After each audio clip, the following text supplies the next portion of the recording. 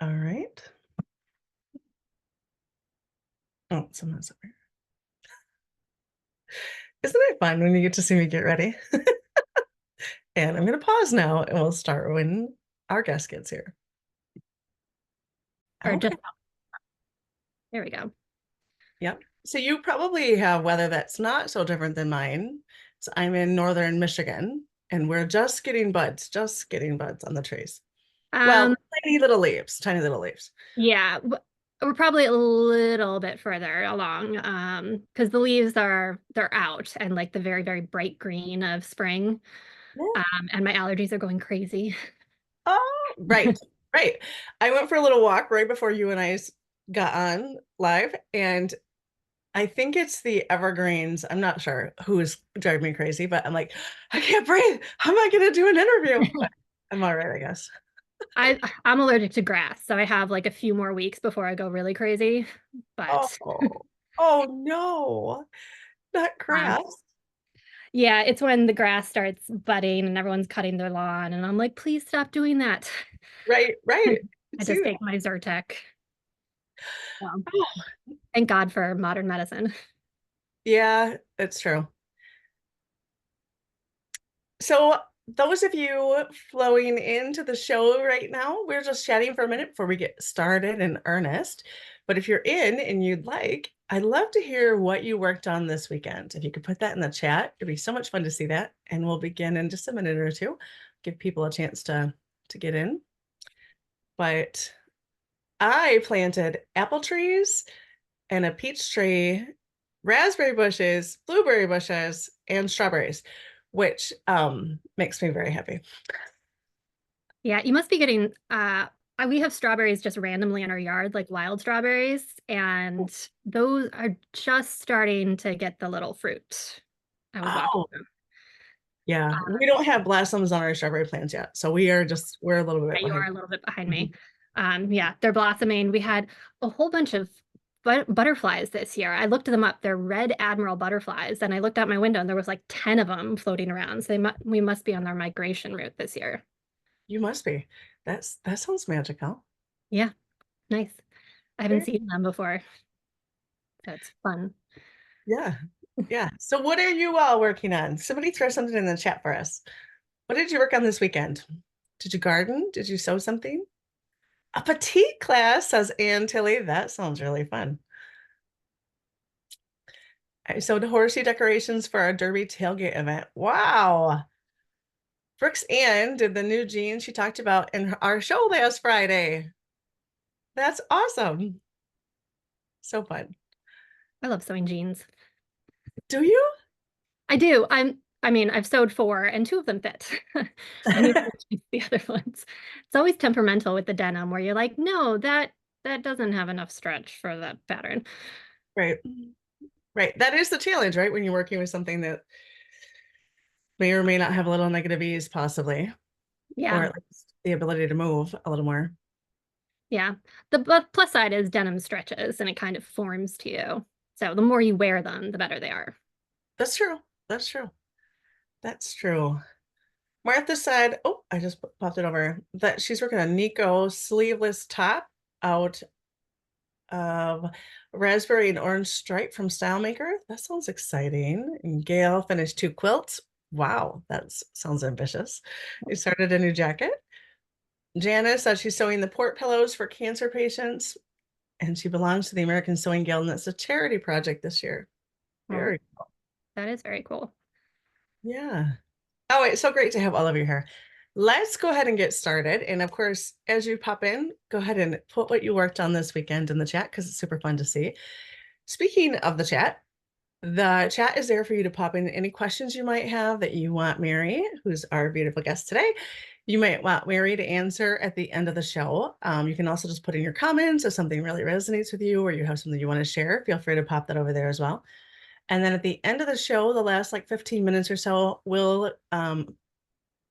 you can come in and talk to us on video if you want to, or we will read the questions out of the chat, whatever you're comfortable with.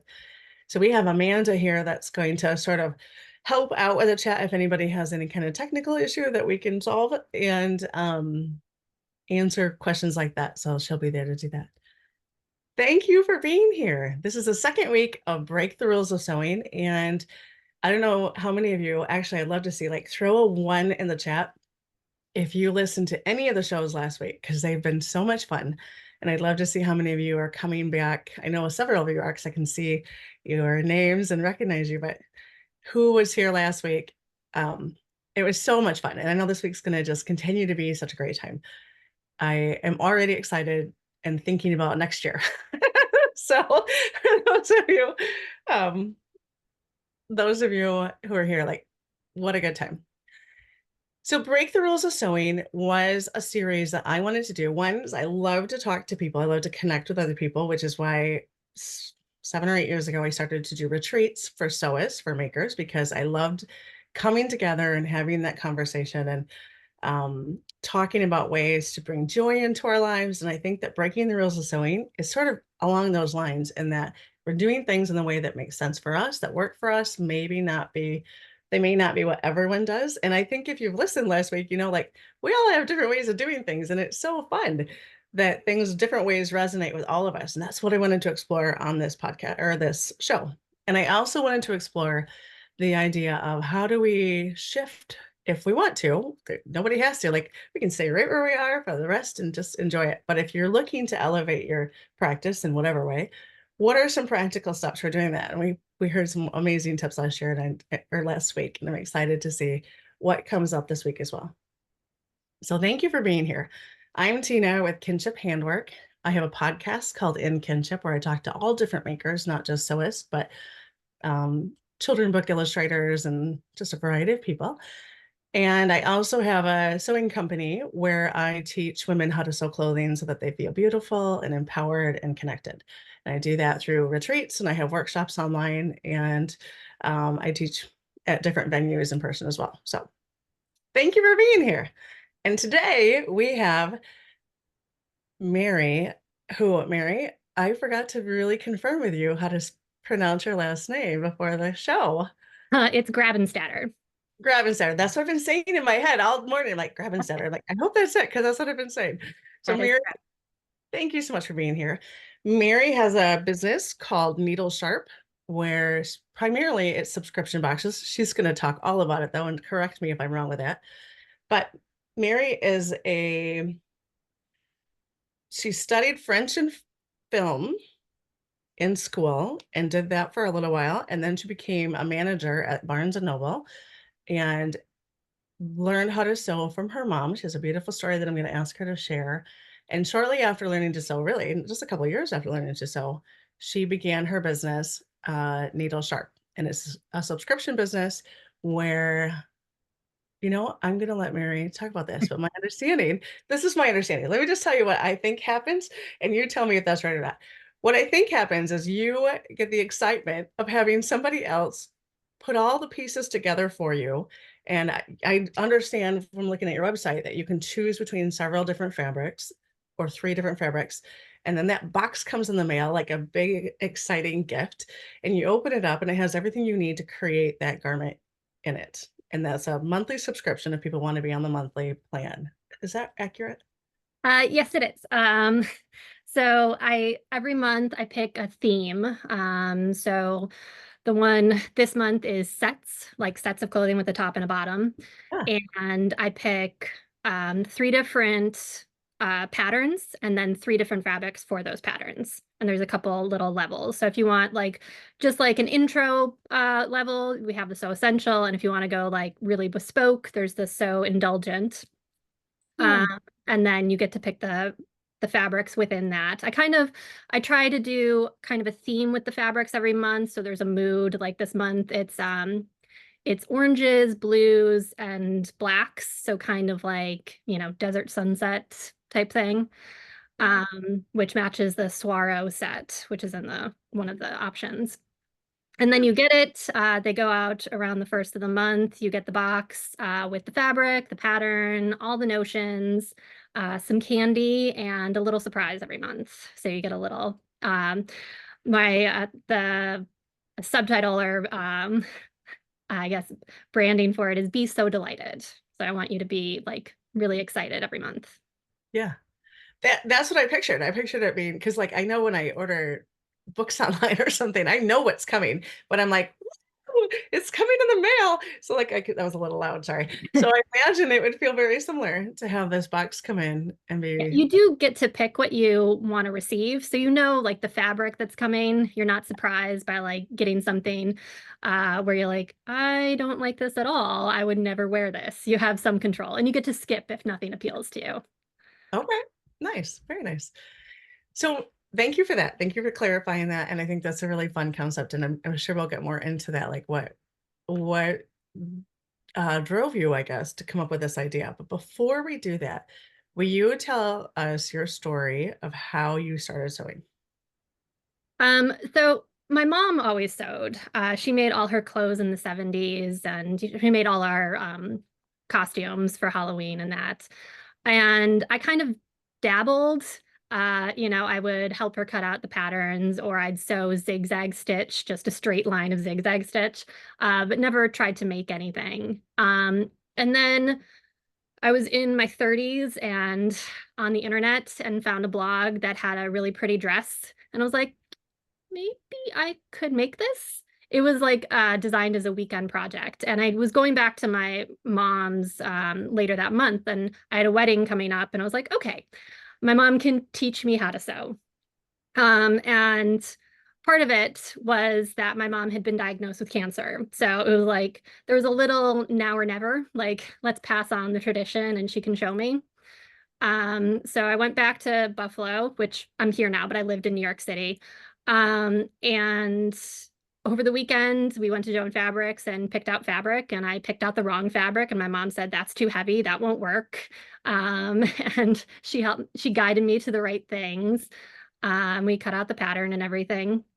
And I cried a lot because it was on this like Kenmore from maybe 1967 that had a straight stitch, a zigzag stitch, and pretty much that was it, and did not warn you when the presser foot was up. So I sewed so many seams with the presser foot up and then had to take them out or more likely shove it in my mom and say, you do it. And then she would take out the stitches for me. But at the end of it, I had this really lovely dress and it fit really nicely. I wore it to the wedding, got so many compliments, and I thought, I liked that. Besides the crying, I liked doing it. I liked having something at the end of it.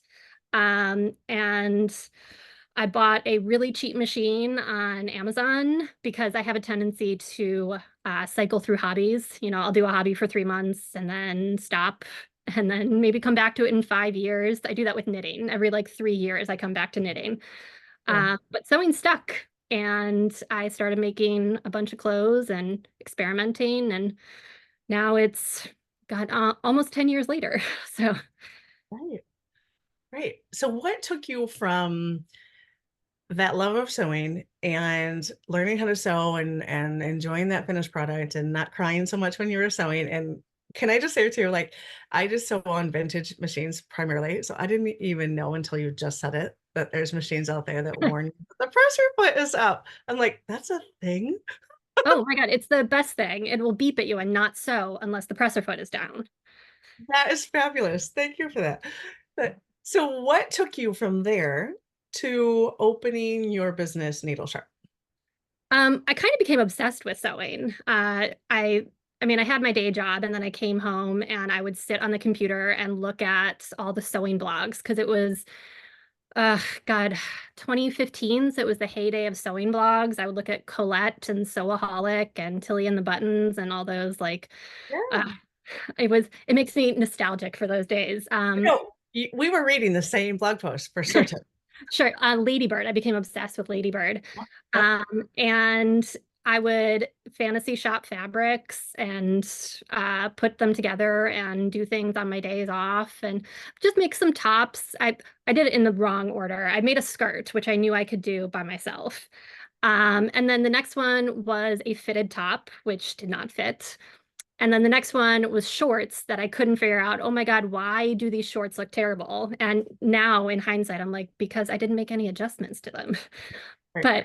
But um, I just kind of experimented and tried to learn new things. And um, over the years, I realized that I was spending more time planning projects than actually doing projects. And I was like, maybe I can do this, plan projects for other people, Right. because I like the curation part of it. Right. I was going to say, do you enjoy, is that your, because that's going to be a question I'm going to ask you anyway, is that your favorite part of the sewing process, the actual planning and bringing things together for your project? Yeah, probably. I think my favorite part is actually doing pattern adjustments. It just like fits into my mathematical brain.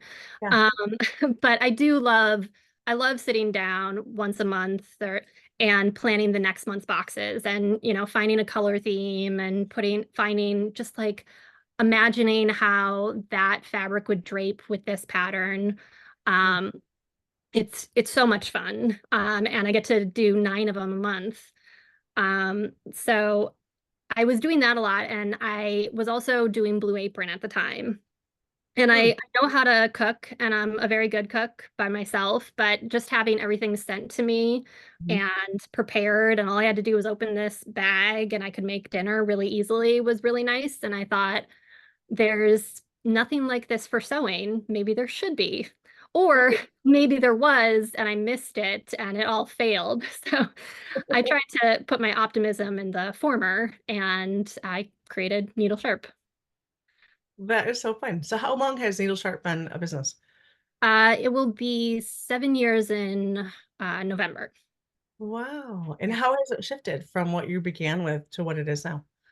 I was looking back at old boxes because I had to redo the blog, and I definitely have become way more confident in picking fabrics. And I think my taste has gotten better. At the beginning, I was trying to do a solid, a print, and like a wild option or like a bright color or something. And I think I was very proud with some of those boxes. And sometimes I was like, I don't know if I would do this again.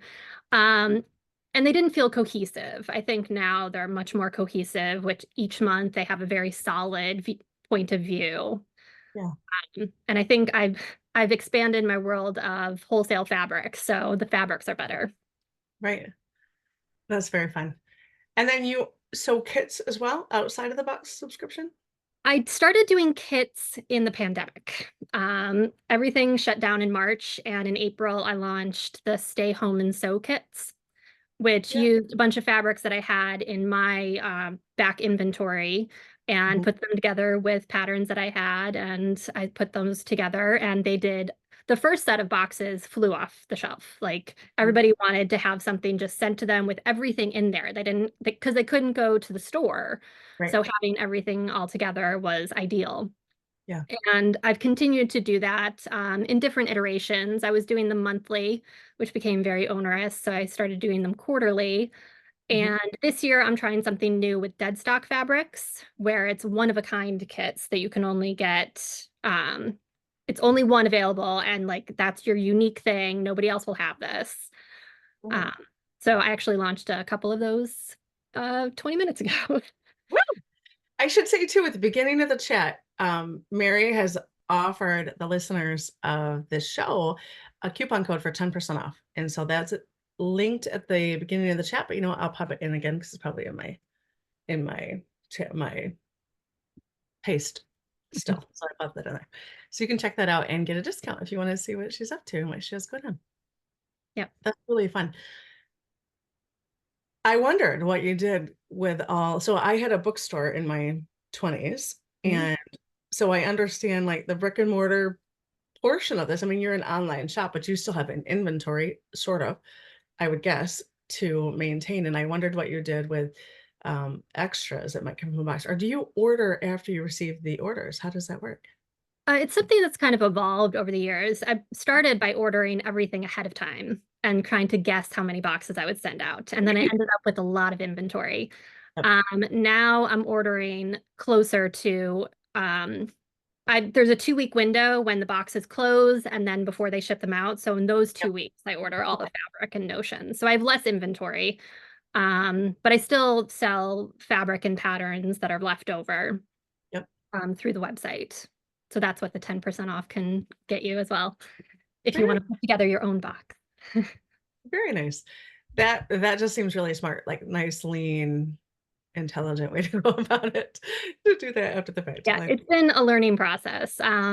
I worked in a bookstore as well. As you said, I worked at Barnes and Noble, and I didn't have to, I was the inventory manager. So I got to order all the inventory and run the inventory once a year when we counted everything. But I didn't have to worry about ordering too much because it was just like, that's not my problem. That's the company's problem.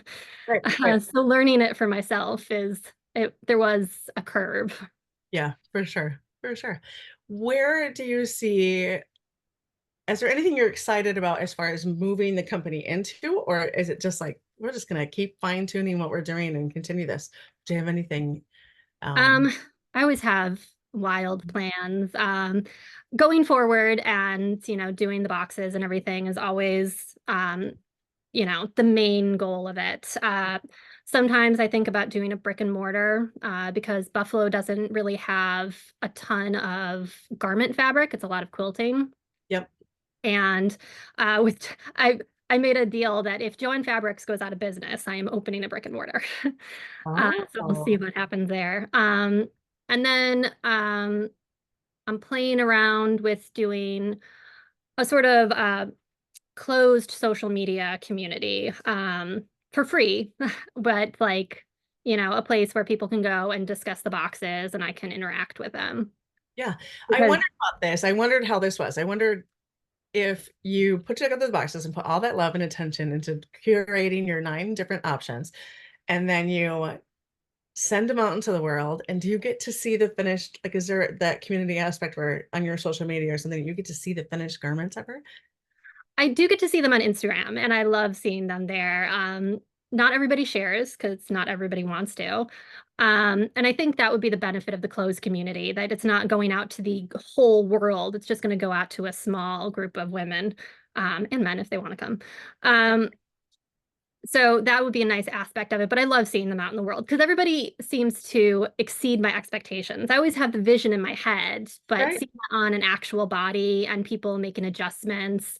I made this dress out of one of the boxes and someone else used the pattern differently and it was amazing. And I was like, God, I should have done that. Right. Um, so there are times when it's really satisfying. Yeah, I would imagine. So you said earlier your favorite part about sewing, you think, I mean, no, favorites are hard to pin down, but you think it's probably the fitting. Tell us about that. It's I'm not sure I like fitting. I like making the adjustments on the pattern. Like Okay. I like doing the flat pattern adjustments of like Yeah. cutting into it, moving a dart or something, breaking out the ruler. Um, and it's such a nerdy thing to like. But I always think of sewing as engineering. And every time I took one of those tests in high school, they told me to be an engineer. And then as an adult, they told me to be a coder. And neither of them appeal to me. They both sound really dull. But sewing is engineering, Yes. especially bras. Um, Right. and getting to put the puzzle pieces together and, making sure that the walls are the right size to meet to each other, I find immensely satisfying. Mhm.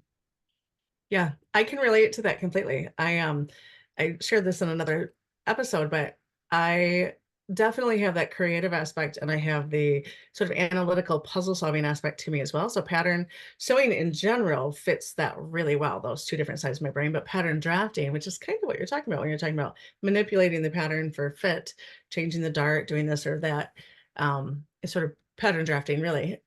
That like is such a beautiful marriage for me and Yeah. how I go about things. And I find it really fascinating people who drape on a dress form because I don't that's not my natural way of thinking things through. Like in school I took architectural drafting classes for a long time because that's really like going from a 2-dimensional flat pattern into 3-dimensional makes a ton of sense to me. Yeah. But I know that there are lots of people that is like, blah, what is this? This makes no sense. And they can just artistically drape it right onto a dress form. And I think that's amazing. Have you ever draped before? I haven't, and I would love to learn. On I bought draping tape and I'd like practice very rudimentary things. Yeah. And then I put it on my purse and I was like, this looks bonkers. So I would love to take a class and actually learn how to drape. But I always describe sewing as a puzzle you get to wear Right, right. whenever anybody asks me. And I'm always amazed by the number of people who are in tech or sciences who love to sew. It seems to appeal to a very like scientific mind. Yeah, I would agree. I would agree with that. So, do you sew outside of the boxes that you create, or is that really where your personal creativity goes as well? Or do you sew something totally different? I try, honestly, I probably should sew things from the boxes, but I try not to cross the streams to keep something just for myself. Yeah. Because there's a whole thing where if you turn a hobby into a business, then you destroy your hobby. And Yeah. I'm trying to keep my hobby separate. Yeah. So I tend to sew, I use fabrics that I get because they're my fabrics. Right. But I turn them into something else and make things that fit into my wardrobe. And sometimes the boxes fit into my wardrobe. Like this dress was a box and I love it. Yeah. Um, but not everything fits into a work from home sort of lifestyle that I put out in the world. Right. Until that brick and mortar store happens and Joanne Fabrics goes out of And I business. can bring back all my Barnes and Noble clothes. I made all these beautiful skirts and blouses, and I never wear them. I wear them like once a year when I go someplace fancy. Right, right. What is the pattern behind us? What is that dress? It's gorgeous, by the way. It's the Sauterelle dress from Durando, which is now part of Closetcore. Right. And it has this, it's a shaped bodice that's six different pieces that come together, hence the octa or the hexagon. Wow. And I love Durando. Durando was really, once I found them as pattern makers, I was like, oh yeah, I can make uh, dresses and I can make things that fit my style, Yeah. which I think was part of why I got into sewing. You know, I used to become fixated on like a certain piece of clothing or a certain set of shoes, and I would search everywhere for it and not be able to find it. There was one time in like the early 2010s that I really, really wanted a pair of bright red jeans, and I couldn't find them anywhere. And I was so mad. I searched for like 2 years and finally found a pair at Urban Outfitters. And if I had known how to sew, I could have just made them and, Right. saved myself 2 years. Right. You could have saved yourself 2 years by making them. I love that. I love that. I had something in mind. It just jumped right out of my head. I would guess you're probably limited to independent. I'm assuming you use just independent designers for your Uh, patterns. very purposefully. Yep. I want to support the indie designers, and I try to only use paper patterns, which may have to change as people go away from paper patterns. But I love paper. Yeah. Um, and I like having the object that I can, put away, and not having to print anything is lovely. It is. Um, and it's, nice to be able to put that in a box as opposed to a PDF code where they have to do extra work. Right. Right. I don't know what the cost effectiveness is, but of course I'm thinking to myself, like, oh, maybe you could buy. Yeah, I'm buy one of those big printers. I've thought about it. That's also on like the 1 day plans. aren't I helpful? Yeah. Those things are huge. I'm not, Right. even if I could get one, I'm not sure where I would put it. Right. Right. Where are you right now? Are you in your home or do you have a Yeah, studio? I work from home. Yep. I would love to have a studio, but at the moment it's more cost effective to work from home. And I'm in the process of redoing my studio. I just got you can see I got a new bookcase that I turned into an ironing board, and I'm going through and trying to move everything. As I mentioned earlier before we went live, I got a new sewing machine. So now I'm rearranging everything for this new sewing machine. Right. And everyone is going to ask this question, if not out loud in their head at least. What sewing machine did you get? Um, so I want to tell the story because I find it funny, but I had a really great sewing instructor who told me that the brother machine that I'd been sewing on for 9 years since I bought it on Amazon was a toy, not a tool. And I needed a tool because I had gotten to that point in my sewing. So I bought a Bernina, and I saved up and bought a Bernina because they're Right. expensive, but it's the last sewing machine I plan on ever buying. Yeah. What model do you know offhand? 740. 740. Okay. Yeah, I wanted one that had the guide, the built-in walking foot. And that got me to this level. Nice. And before we started recording, before we were live, Mary shared that she just sewed that shirt on her new Bernina and that it This is really the only did, thing I've sewn on it. yeah, that it really was elevated, that the stitches were neater. It was, the fabric was shinier. Everything was a little better. She didn't say that. That's just Mary. The buttonholes. Let me talk about the buttonholes on my old machine. I would dread, I don't sew things with buttons because my old machine would just gobble them up. And these are gorgeous. I just like press a button and I get a buttonhole. That is pretty swoon worthy. Yeah. Carry that. So when you're going to sew for yourself, then what does your process look like? Like we talked with several people last week, and they talked about whether they're going to, sketch a design, or they're going to, the fabric is what's going to inspire them, or a hole in their closet inspires them. So I know that this can shift, but as a whole, what is your personal sewing process like? God, I wish I could sketch. I can't. And I can make like a triangle if I want to do like an A-line skirt.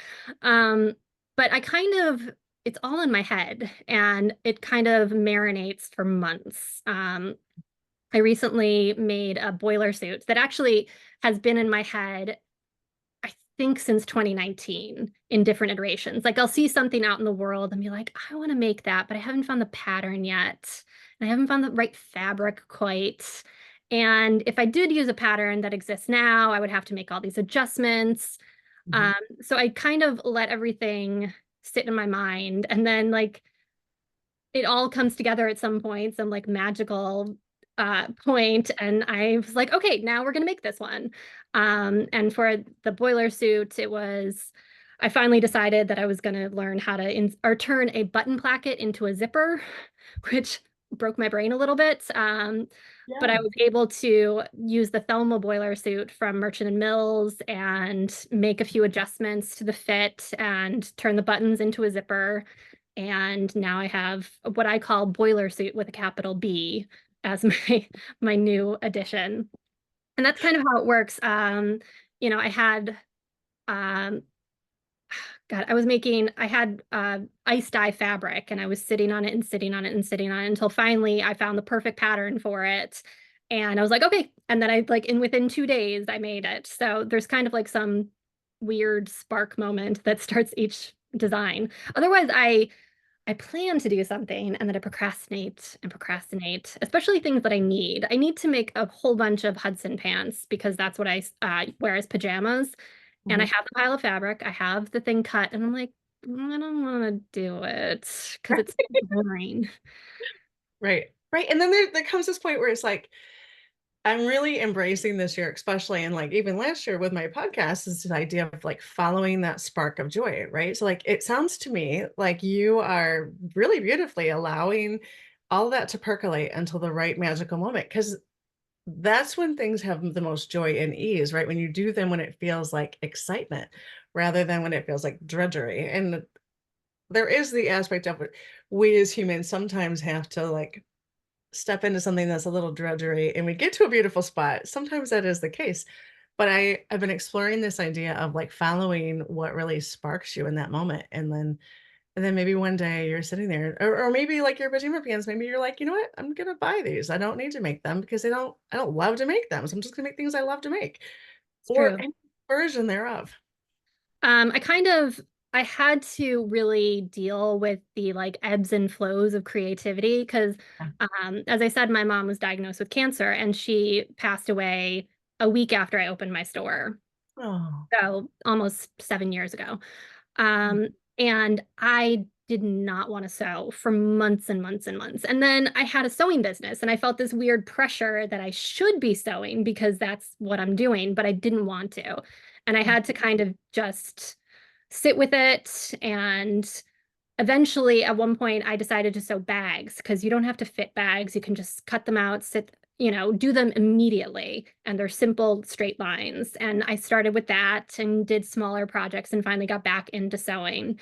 And now I kind of, if I don't want to sew, if I don't sew for months, I try not to feel bad about it and just let it happen. Like, April I sewed 7 things, and then maybe in July I sew nothing. It's okay. Yeah.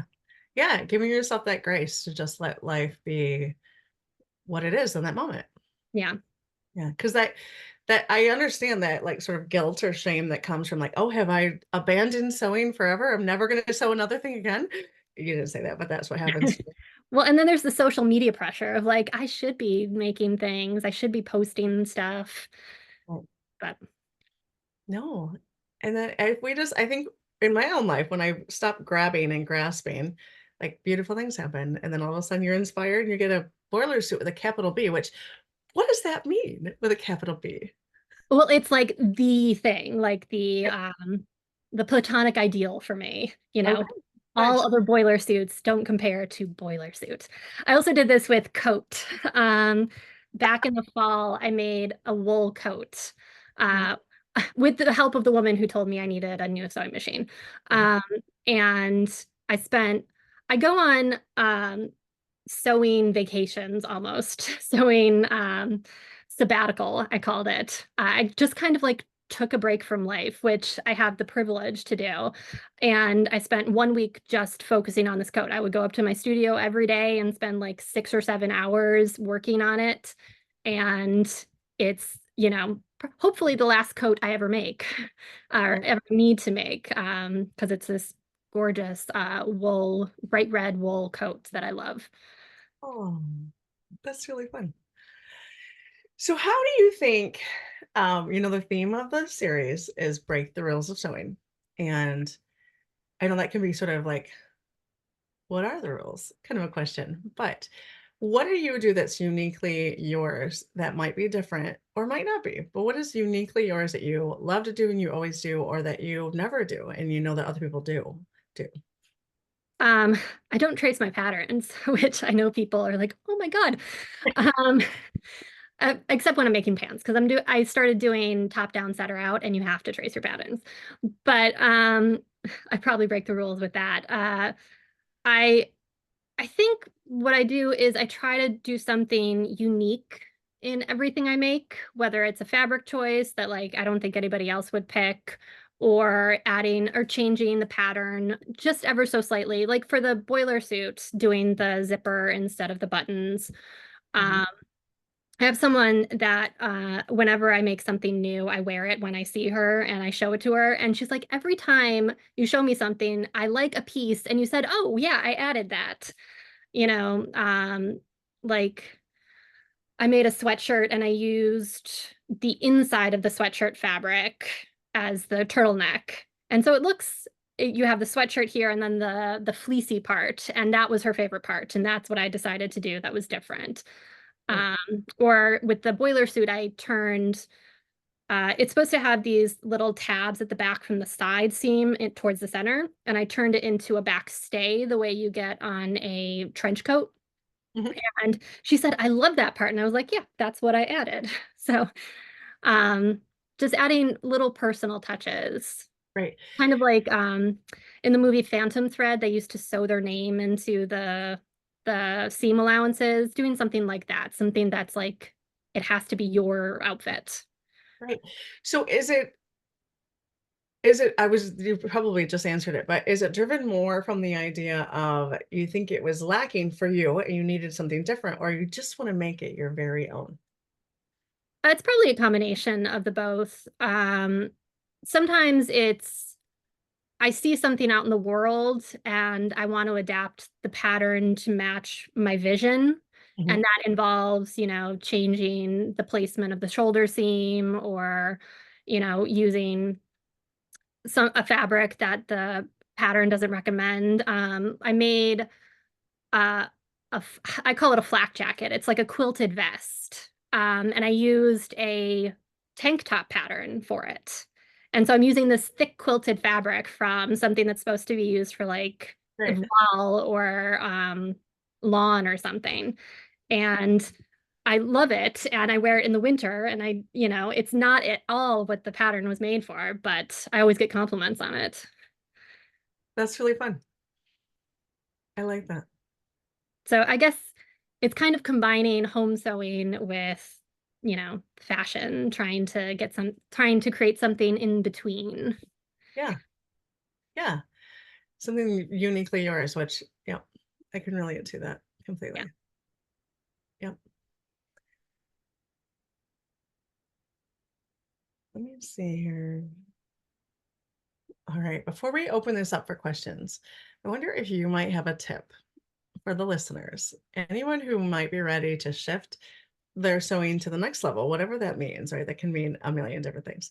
But do you have a tip for people going from where they are to where they want to be?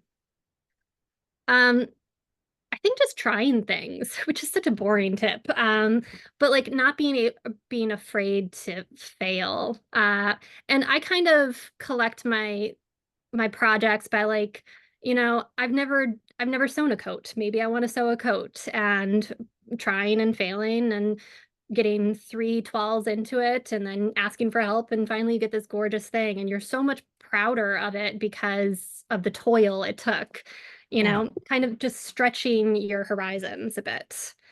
And everybody, I remember when I first started sewing, there was something that I read that said like 90% of sewists categorize themselves as intermediate, and very few people say they're expert. Like they sew for like 40 years and they're like, no, I'm really not that good at it.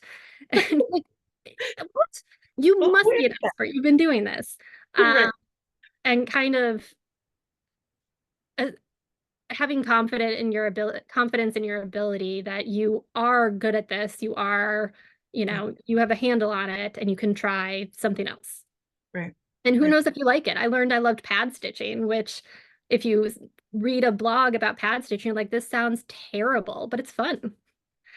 So I've not really made, I'm guessing pad stitching is with a tailored coat kind of thing. Is that what? I don't know. Yeah, it's usually on the lapels or the collar. Okay, what is it exactly? Can you tell us?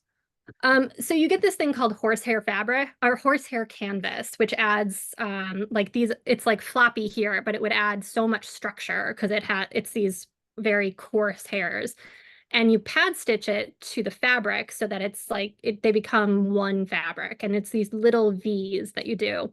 And it also helps shape the fabric so that you get the roll of the collar because you sew it as it's rolled. So it helps um, create that tailored look. Or is Uh, it handsome? it is all hand sewing. I discovered I really liked hand sewing after avoiding it for half a decade. Right. Right. Right. Yeah. I think we can all relate to that.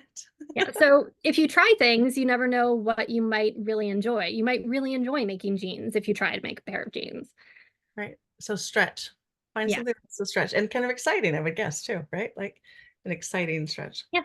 And what's the worst that can happen? It's fabric. Like you can break it down, turn it into a quilt, you can do all sorts of things with it. Yep. That's true. Mary, this conversation has been so much fun. Thank you so much. I'm going to open up to anyone who wants to pop in. If you want us to pop in live, you're welcome to. It'd be great to have you. Otherwise, I'm going to go back through the chat and see if we have any questions that we can address. I'll go back to the beginning here. Let's see. While you're reading through that, Tina, Angie has this great comment. I loved using needle sharp when I started garment sewing and had no idea how to pair fabrics with patterns. Thanks, Mary, for all the thought that goes into these boxes and the sweet treat. Oh, that's so nice. And yeah, everybody loves the candy. That's everyone's favorite part. And then some people have the candy stolen from them by their children. Hmm. No, That's why you never open a new box in front of your kids. there's a tip. Let's see. Kathleen says, I think probably in relation to your business, it's a great concept. I love this, but already have too much fabric. I just need to make it all, which I get. Yeah. I've been going through my stash and thinking, I am never going to use all of this. What do I do with this? Right, right, right. There is that. Yeah. Anne says, asks, did you use a commercial pattern for your red coat with a capital C? It wasn't a commercial, it was an indie pattern. It was Pauline Alice court coat. And it has a funnel collar instead of um, a lapel. and these cute little pleats on the side. It looks a little like a military style with double-breasted buttons. Oh, and was it, just so we can picture this, was it like a true, like kind of cranberry red, or was it like a bluish red? It was I like a scarlet red. It's very bright with more purple than orange. So like Right. a cooler red.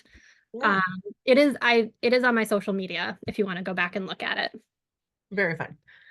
Very fun. Gail says, social media conundrum. I find it stressful. I'd like to get my teaching skills out there, quilts, quilted jackets, etc., but I do not want to dive into the social. I'm there with you. Right. No, I'm not a huge social media fan either. I ended up hiring someone to help me with it. Which, Right. I mean, I learned over the course of the business that there are things that I'm just not good at, and I need to hand it off to someone instead of stressing about it.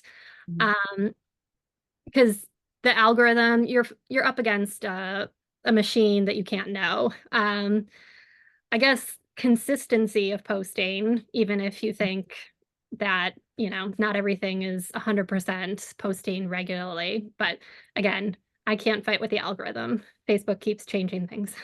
Right. Right. And certainly, like, I don't know about you, but I'm a self-professed nerd. And so I do a lot of courses and a lot of studying on business as well. And one of the clear lessons that I get all the time is the idea of hiring what you're not is not in your wheelhouse.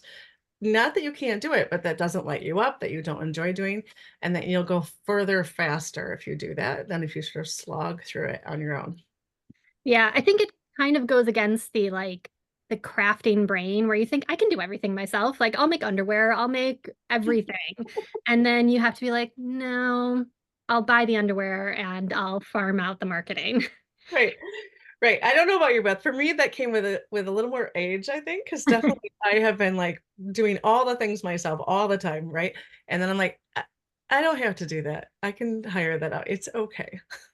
Hey, I have the age too. I look younger than I am, but I turned 40 last year, so Nice. Nice. Janice, do you want to jump in? It looks like you have your hand up. Hi, Mary.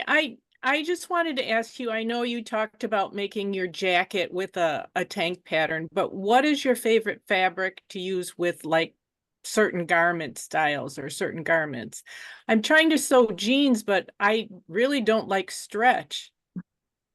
um I mean, there's several bull denim patterns out there. Like if you look at the Morgan jeans from Closet Core, or I think it's the Dawn jeans from Megan Nielsen, they're really great for non-stretch denim if you like those, and a little bit of a looser fit. I I've become a little like I'm very fabric focused because that's, my métier. I'm picking the fabrics for the patterns. And I love viscose.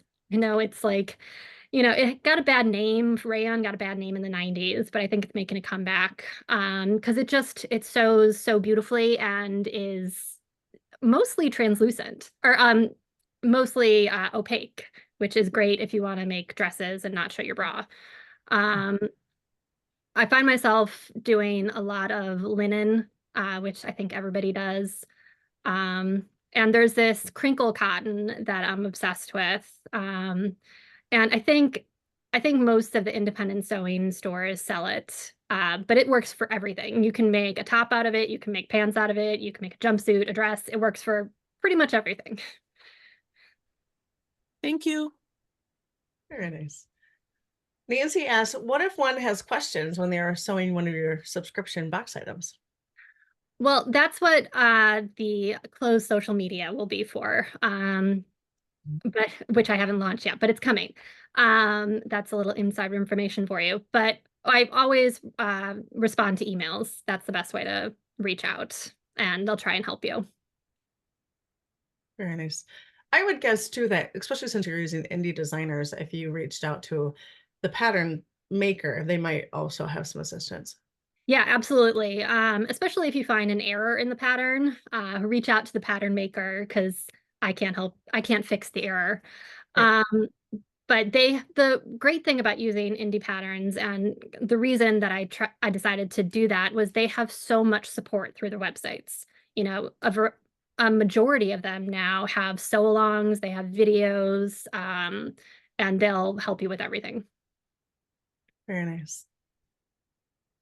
Mary, what are you working on? What's your next project for yourself personally? Uh, To I I mulling have a around on that. few in my brain. Um, I need to make some just like comfortable things. As I said, I need to make Hudson pants. I want to make a couple more Nova jumpsuits from True Bias because they are possibly the comfiest thing to wear in the summer. Um, and I have something else that, oh, I have this green linen that I got because the last month of boxes, the ones that I'm in the process of sending out today, were linen, and it had this tartan green linen from Merchant and Mills. And I plan on making a sundress with a bias uh, pattern bodice, and then just like a gathered skirt. So I'm very excited for that. It'll look a little like this, um, but with green tartan. Wow. Do you have a pattern for that, or are you going to draft that yourself? It's actually a commercial pattern, which I almost never use. Yeah. I want to say it's M7774. But I could be wrong because I can never remember the numbers. I'm better at remembering the names of the patterns when they're Right. named after like a girl or a place or something. Great. Yeah. Yeah. Nice.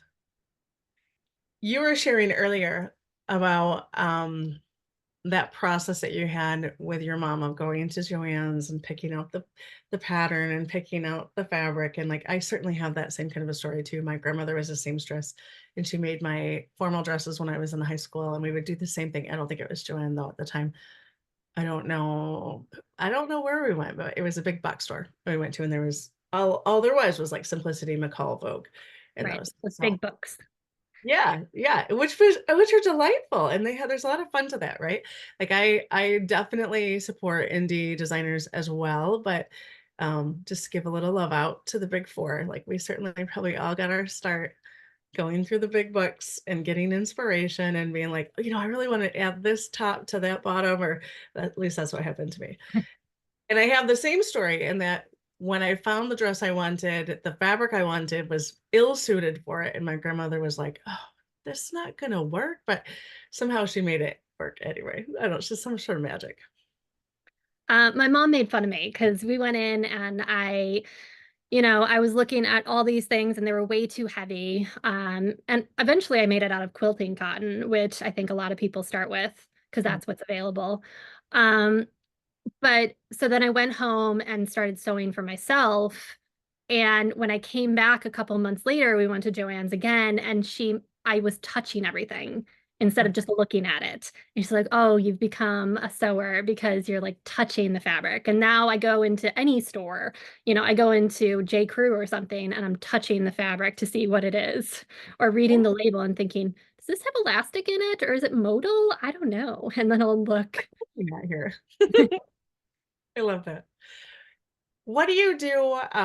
I think I read on your website that you have been a crafter for a long time. So what do you do? And I know you mentioned as well that things come and go in your life as far as crafting. What other venues for creativity do you have right now? I've been sewing sweaters lately. As I said, I get into knitting and then I fall back out of it. But right now I'm making sweaters with like nice yarn, which is always yarn is more expensive than fabric. Geez. Oh, yeah. But I also I had an amigurumi business for a little while where I made like little crochet toys. That was when Etsy first started, so like 15 years ago. So I still have a bunch of those toys around. I started selling them because I was making them, and I was like, I can't be the crazy person who's just surrounded by crochet toys. I'll look like a weirdo. Um, and I did uh quilling is making a comeback, which I find fascinating because I was doing that in fifth grade and making snowflakes out of paper. Right. Um, Sometimes I do embroidery. Usually I drop that very quickly. But I just have like little craft things all over the house, and then I pick them up when the mood strikes. I always need something to do with my hands while I'm watching TV. Right. And it's Right. either, games on my phone or crafting. And one makes you feel probably decidedly better than the other. Right. It does. It doesn't hurt my eyes as much. Right, right, exactly. Mary, this has been so much fun. Does anyone, before we sign off today, does anyone else have any other questions or even just comments that you'd like to pop in the chat or say to Mary in person? No?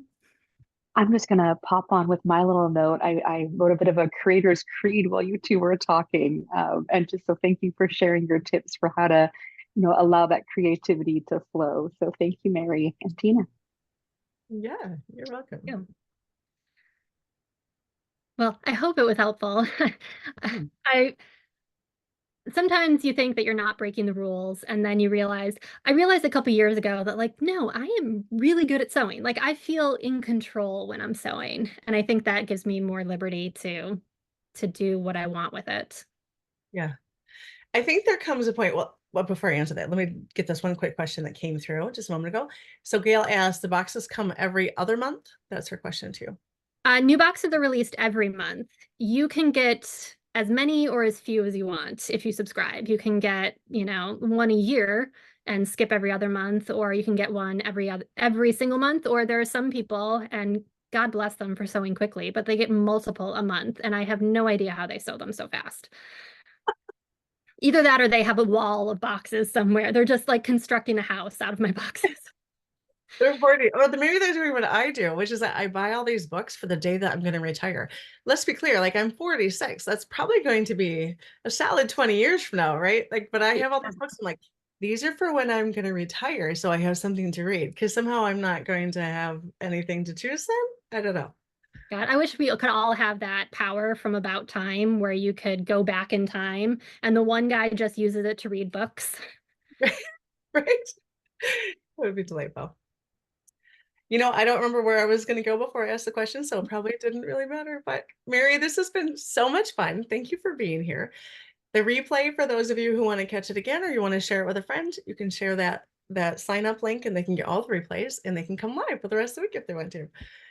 So tomorrow I'm going to be speaking with Taylor McVeigh, and that will be at noon again. If you want to join us live, we'd love to have you. But thank you for being here, Mary. And Thank all of you. you for Thanks for having being me. here. All right. So Have much a fun. have a wonderful Monday. Oh, and there's a comment that we're just going to say. So all the guests from Janice says, all the guests have been awesome. Thank you. Oh, Good. It's been so much fun. Way more fun than I even thought it would be. I thought, oh, this is great. yeah, it's wonderful to talk to people in the sewing community. It is. It is. And I don't know about you, but I know that certainly I've heard from different speakers and different guests that like afterwards they felt really inspired to jump into a project that they hadn't before. So Yeah, I got to use the new sewing machine. I've only made one project. I got to make like 18 more to yeah, make it worth it. great. Exactly. All right. Everyone have a wonderful Monday and we'll see you tomorrow. Bye, everyone.